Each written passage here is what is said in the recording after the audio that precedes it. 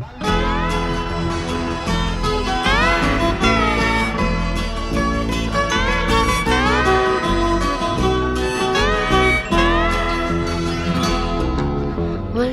ka bang napapansin sa iyong mga kapaligiran?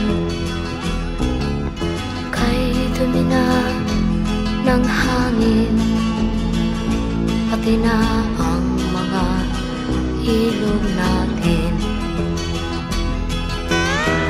Hindi na masama ang pag-unlad at malayo-layo na rin ang ating narating.